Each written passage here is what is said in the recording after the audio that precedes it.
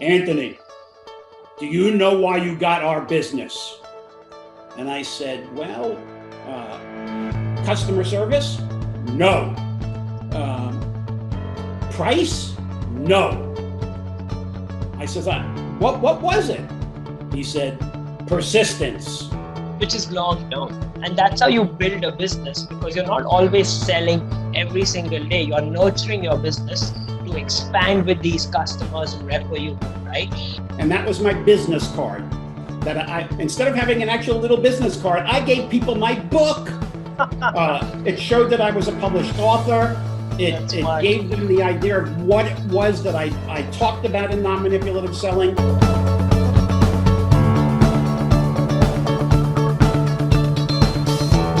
Hey guys, thank you so much for joining me today on Ashish Janiani. As a sales professional, you're going to thoroughly enjoy this conversation that I've had with Tony Alessandra. Tony Alessandra is a very popular name in the sales, speaking, and assessment industries.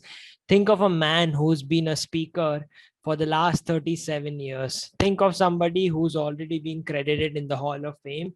Think of somebody who understands the psychology of sales and people like very few people. Think of somebody who actually provides his services to somebody like Tony Robbins in a huge capacity. That's what Tony Alessandra is all about. And I hope that you will take a lot of things away that you will apply. I just want to request you to please take notes, go back to this session, revise it. There are gems of wisdom in my conversation with him today. So without any further delay, let's have a chat with Tony Alessandra. All right, Tony, first of all, thank you so much. I want you to know that this means a lot. I would love to begin with your story. What made you the person that you are today? Where did you get started? How did you get into all this stuff? What was your start? Well, I grew up in New York City and New Jersey. I was first born Italian, and my mother was really pushed me. My mother had a saying. She always said, Anthony, she called me Anthony, not Tony. Anthony, you have to go the extra. Now, most people would say mile, but my mother always said, you have to go the extra inch. The extra inch.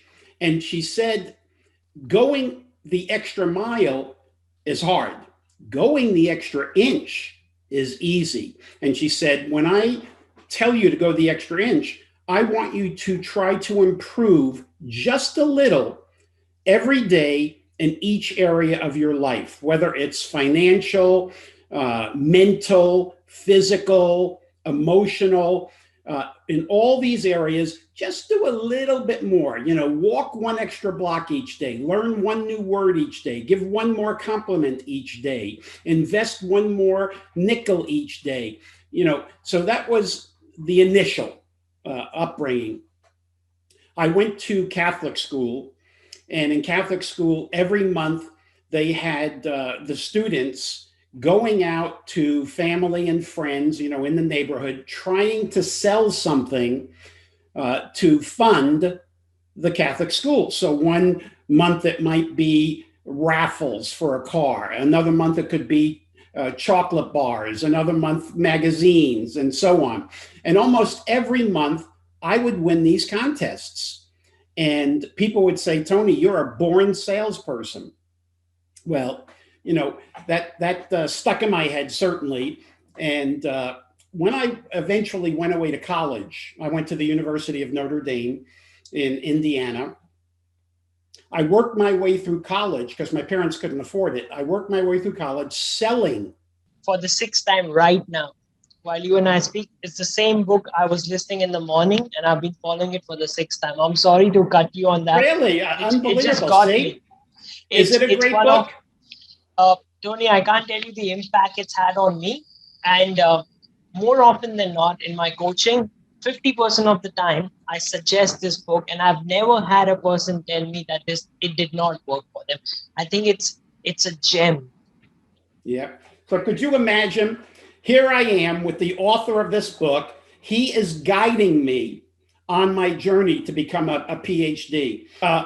Well, when I got my PhD, I moved to San Diego, California, the southernmost part of California, and was a professor of marketing at the University of San Diego. I did that for 2 years when I finally decided to leave and become a full-time professional speaker.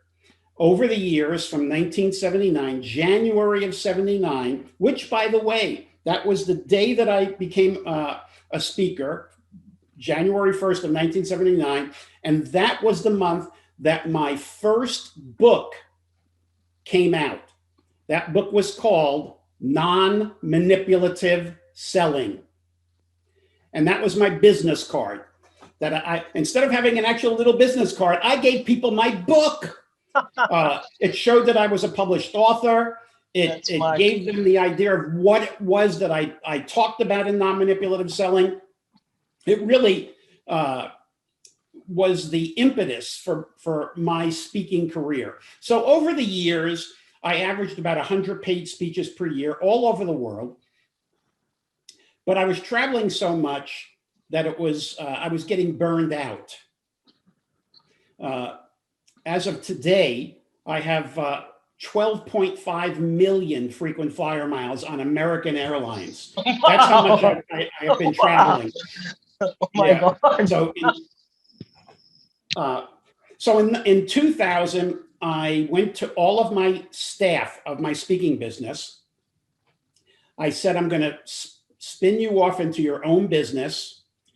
You will manage me, and I will only pay you percentages, not salaries, but percentages on every time you book me for a speech, every time you sell one of my products, and I'll get you some other people that you could manage. People like Jim Cathcart, Nito Cobain, those kinds of people.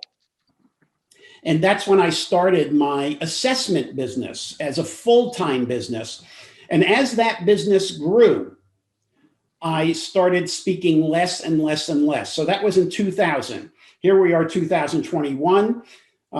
My assessment business has grown to such a degree that I never have to give another speech if I don't want to. I don't need the money. I have 12 full-time employees managing the assessment business. And of course, some of your listeners may say, well, what is the assessment business? The assessment business is where people go online and they take various assessments and get the reports. So an assessment could be DISC, D-I-S-C, which is the 4 behavioral styles that I got interested in 1974. The D stands for dominance, the I for influence, the S for steadiness, and the C for conscientiousness. And when people take this assessment, which, by the way, is our #1 worldwide assessment, and I want to thank you for helping me get it translated into Hindi, but it really, the 4 styles, each of us have a little bit or a lot of each of the 4 styles. It's not that you are only one and not the others. You are all 4, but it could be a lot of one, a lot of 2, and a little of the other 2, but anyway. So that's kind of where I'm at today, Ashish. So that was a long journey. Oh, there's so much in that journey, and I think a lot of entrepreneurs, guys, you may not know these names that he said, but if you spend enough time being an entrepreneur, you learn how to sell, and you go through that entrepreneurial journey of being demotivated. So let's talk about sales, communication. Throughout this journey, sales has changed so much. So if you could highlight, how sales has transformed today, specifically for B2B businesses, and what are those aspects which still haven't changed and you don't see them changing in the coming decade? Yeah, so when I, back in 1972, I had moved to California just for 1 year, and I got a part-time job teaching sales at California State University in Fullerton, California. The head of the marketing department at the time was the author of the best-selling sales book nationwide. But the book, this was 1972, The book was written in the 1920s, and it still was the best-selling book. So as I'm teaching this, and I had to use that book because, the dean of the School of Business told me, you got to use this book. So I'm using the book, and the book was very traditional selling, how to do small talk, just to kind of break the ice, and then ask a couple of questions, but go right into your pitch. That's what they called it, not a presentation. Go into your pitch. And when you got to the end of your pitch, closed. And if an objection came up, overcome it, close again, overcome it, close again, overcome it, close again, until you wear down the customer. That's really what the book was about. And that formed in my mind after teaching this and then going to Georgia State and teaching sales. That was the beginning of my thought process on, hey, that's not the way we should sell today. It has to be more consultative. It has to be more listening than telling. The presentation skills should only happen after a needs analysis, understanding what's important to the customer, what are their needs, what are their problems, what are their opportunities. And that was the beginning of me formulating my first book, Non-Manipulative Selling. So that was, in the early 70s. The book came out in 1979. I started teaching non-manipulative selling in 79 on. And a lot of people, when I started teaching non-manipulative selling, first of all, they said, wait a second, you cannot sell and be non-manipulative. Selling by nature is manipulative. You're trying to get people to do things that they maybe don't want to do. And I was saying, no, that's really not the way selling should be. You could look at selling as persuasion or problem solving, as manipulation or helping. And so eventually I got a lot of companies, a lot of businesses to come around to that way of thinking, that it's not me against you, it's us together, seeing if I have a solution to what you're doing today. I may not. And if I don't, there's no sale. But if I do, now that's the beginning of a long-term relationship. I don't know if you remember, there used to be a saying in selling years and years ago, the sale begins when the customer says no, because that's when you have to close and overcome objections. And, I sort of turned that around and said, no, the sale begins when the customer says yes, because that is when you need to reinforce your solution so that the customer is happy. It moved things to the after sales service side too. What do I see in terms of selling today? I still see a very consultative approach. I see the need for great communication skills, particularly listening skills. I see a great need for presentation skills. Presentations can be persuasive, but only persuasive around showing people how you can solve their problems or help them seize solutions or opportunities that they have not yet envisioned. All right.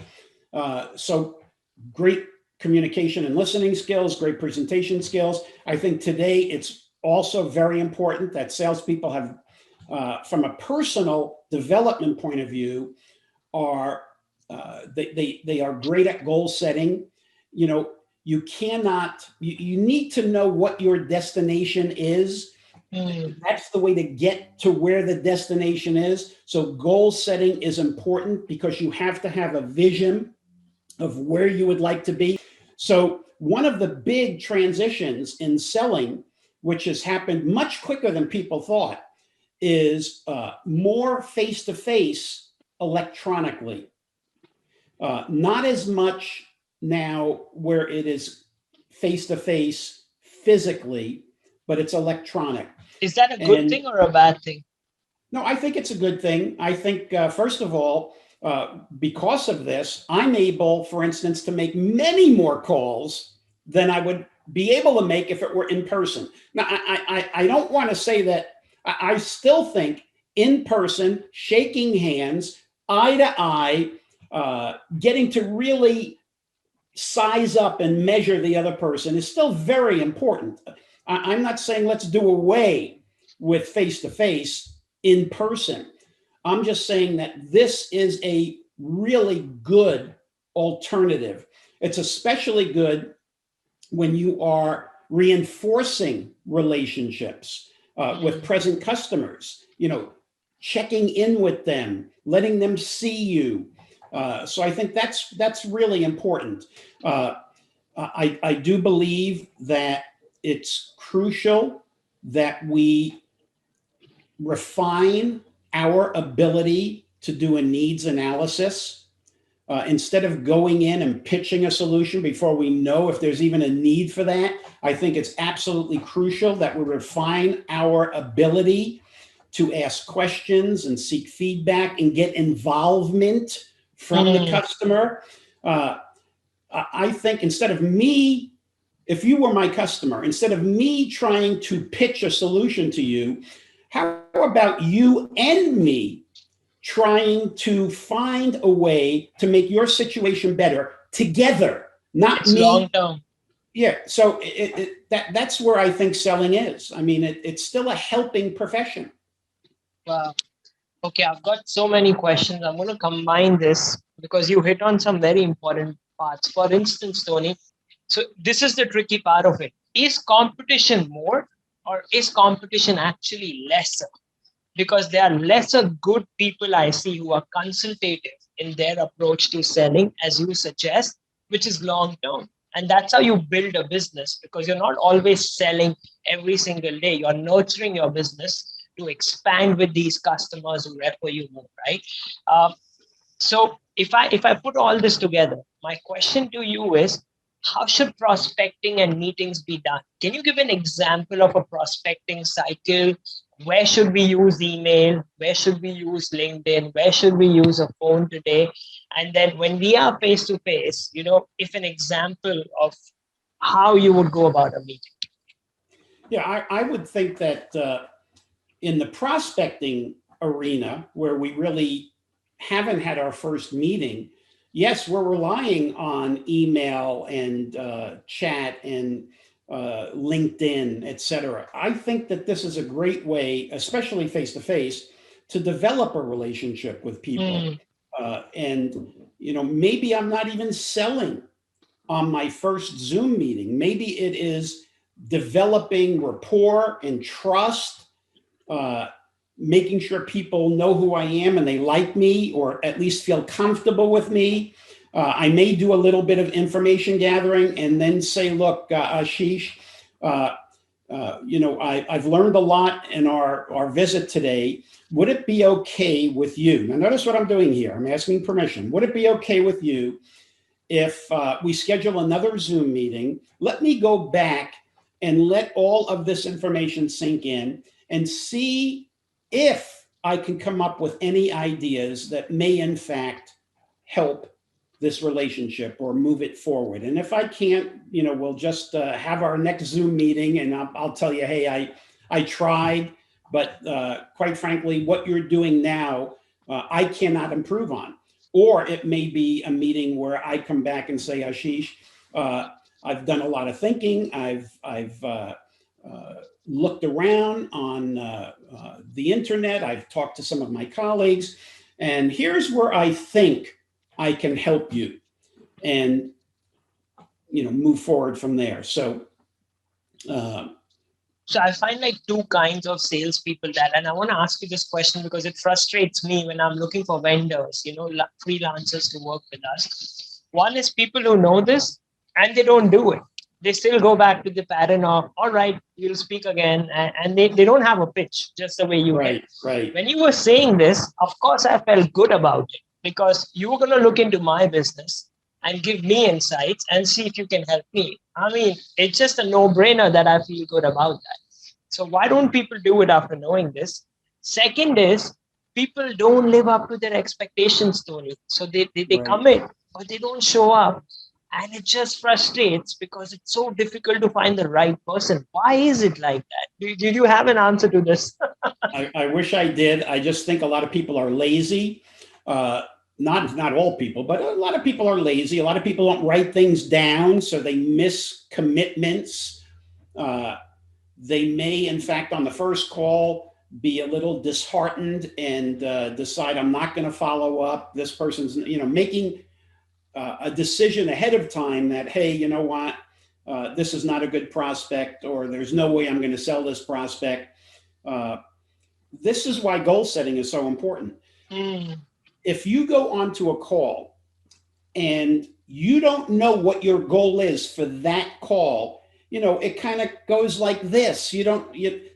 I think that for every call, there needs to be a goal. What is my goal for this call? My goal for this call, assuming that this was my first sales call with you, I may say my goal for this call, prior to the call, by the way, my goal for this call is number one, get to know you. Number two, for you to get to know me so that we feel comfortable with each other. And number three, me learning a bit about your business, particularly the parts of your business that impact the solutions that I might provide. That's my goal. My goal is not to make a sale. My goal is just to move to the next step after I accomplish those three goals. And a lot of salespeople don't have those goals for the call. Every call should have a specific goal. How do you get a prospect start, with talking about themselves? Is there a term? Is there a sentence that you can use? Yeah, well, I'm a firm believer in what I call open-ended questions. An open-ended question is a question that allows somebody to talk a lot. A closed-ended question is answered with a single sentence, a yes or a no, or a number. A closed-ended question, Ashish, what was your sales revenue last year? That's a number, okay? Or an open-ended question might be, Ashish, I know a little bit about your industry. Can you tell me a little bit about your business? And I'd like to learn a little bit about your specific business. And that allows you to elaborate. As you are elaborate, I am taking not detailed notes, but abbreviated notes. And the reason I'm taking notes, number one, so that when I follow up with you, I remember what it was we talked about. But it also, within this conversation, when I hear you say something and I don't interrupt, I'm going to let you talk. All right? Because an open-ended question may answer 5, 10, 15 closed-ended questions. But the reason I'm taking these abbreviated notes, these outlines, is I may say when you're done, I may say something like, Ashish, you mentioned, so I'm building my next question based on what you said. Ashish, you mentioned that finding customers has been difficult. Why is that so? Yes, wow. Okay. Now, I had this question, right, for you. Like, how important is the comfort that you had when you were speaking to me as a salesperson? You were comfortable, your voice modality, the way you asked me. I would love to know a little bit about your business, the tone that you used. How important is that, Tony, in the pitch, in the script? Well, I think if you're talking about, one of the things that I talk about in communication is that when we deliver a message, we typically deliver the message, just as I'm doing right now, on 3 channels simultaneously, whether we realize it or not. The verbal channel, which is the words that I'm actually using, the vocal channel, which is the way I say the words, my inflection, my volume, my speed, my pitch, and then the visual, my body language, my facial expressions. So it's the verbal, vocal, visual. How important is it? Well, there's a lot of people that say that the verbal and vocal are much more important than, the vocal and visual are much more important than the verbal. I'm not sure that that's not true in all cases. If I'm talking to an engineer, then the verbal is more important. If I'm talking to another salesperson, then maybe the vocal and visual is more important. But again, when we go back to that behavioral model that I was talking about, the dominance, influence, steadiness, and conscientiousness, the conscientious people do not have a lot of vocal and visual. They're more like, Ashish, tell me a little bit about your business and what you're focusing on. Whereas, that's the conscientious style. The dominant style may say, Ashish, I want you to tell me a little bit about how you came to do what you're now.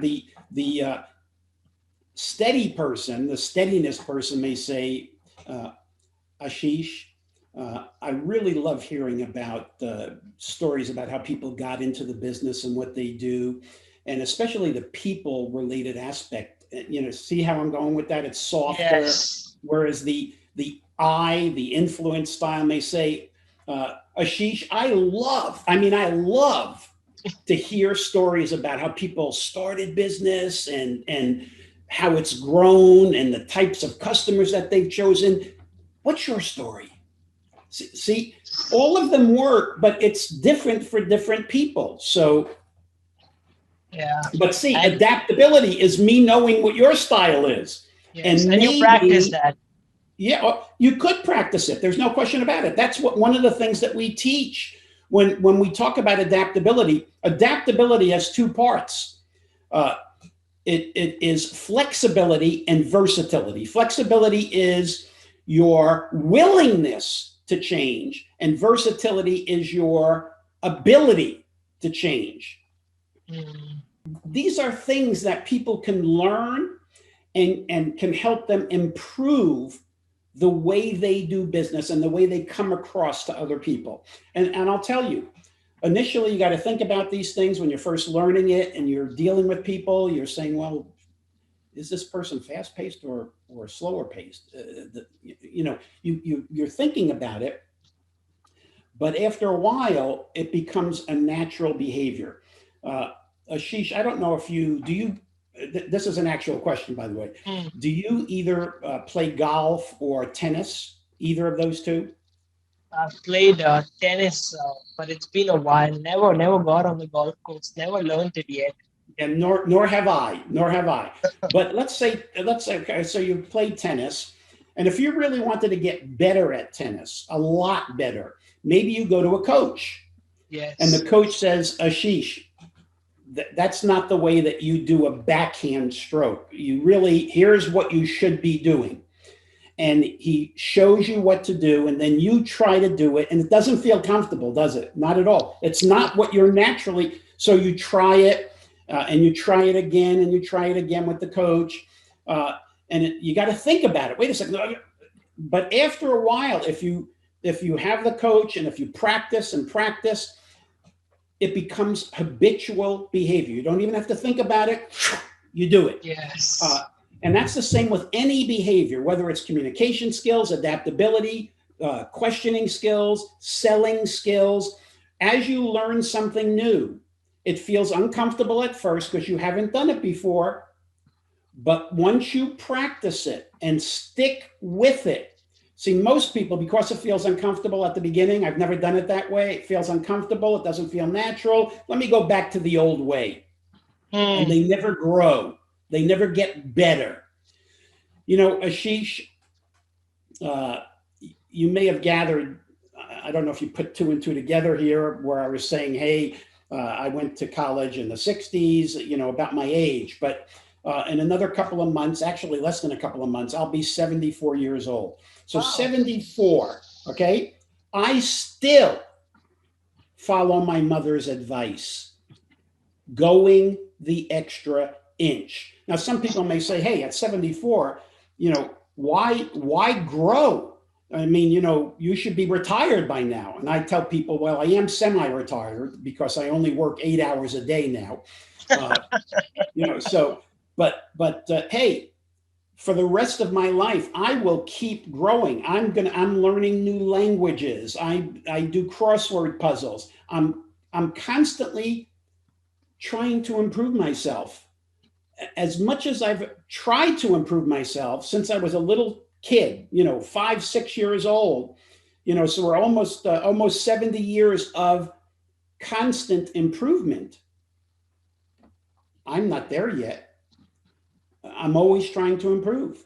I know it's going to be uncomfortable, but I'm going to do it. And I think that's the attitude, the mentality that people need to have.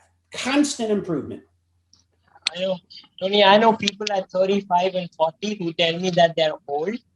And, when I listen to you, I feel your energy. And people feel this when you're watching this video, right? He does not nowhere act as if he's 74. And this is because he's high on life. He really wants to live. And if you want to really live, you get this attitude that he's talking about. We can come to the part of what has made you successful outside these things. If there's anything that we missed out. Just so that our listeners know, in my assessment business, some of my customers who actually use my assessments are Tony Robbins, Grant Cardone, Brian Tracy.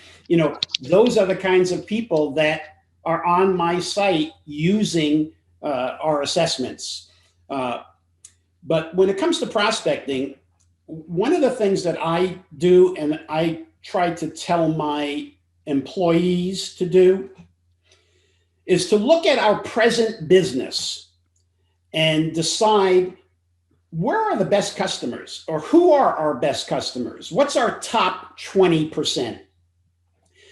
And once we can identify who our top 20% are, can we go into the world, whether it's Google AdWords or LinkedIn, can we find more people like that?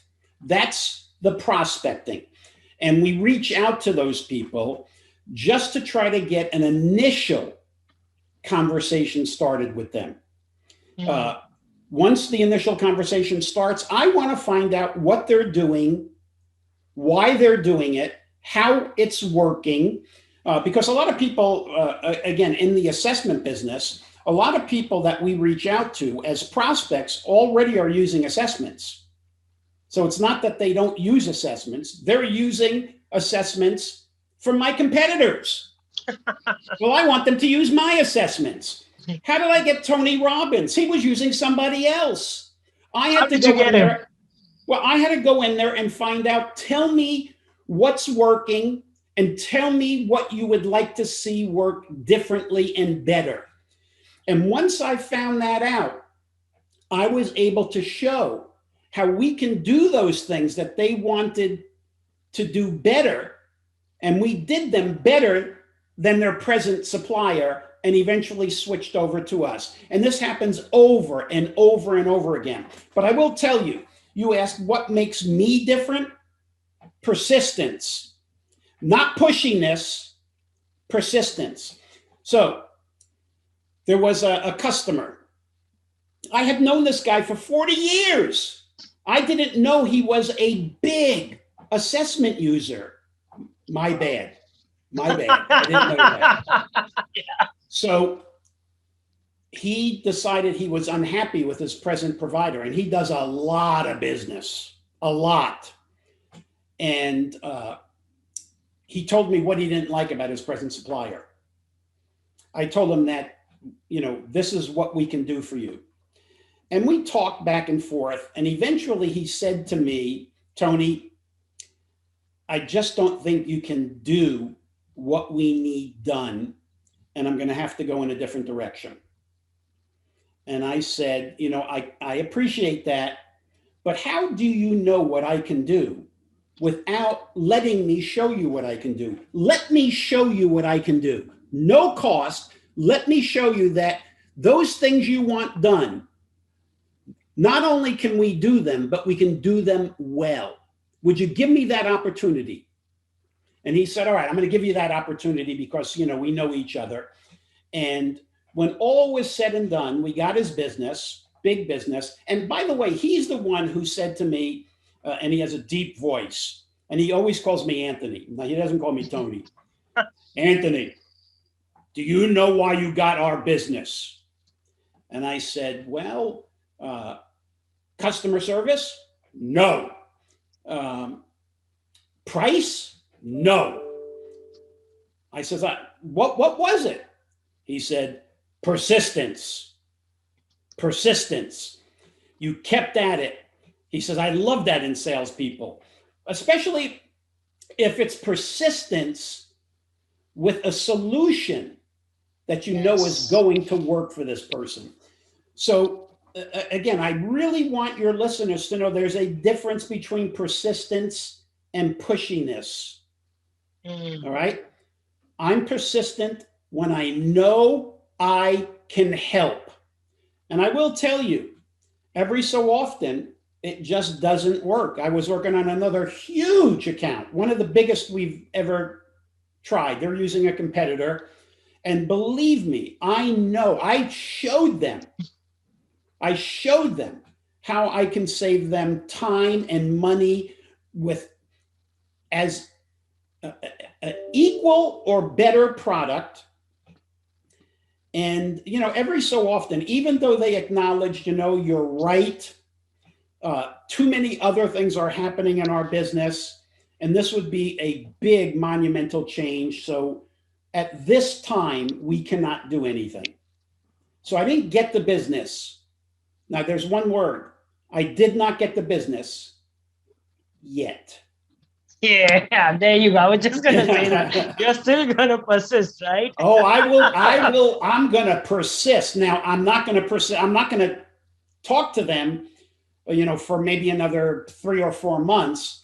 I may, send them a little, hey, I saw this little article that you might like. Maybe it has nothing to do with business. Maybe we were talking about something, and this is not what actually happened, but maybe we were talking about something, and this person said that their child was in high school, and they were looking at, colleges.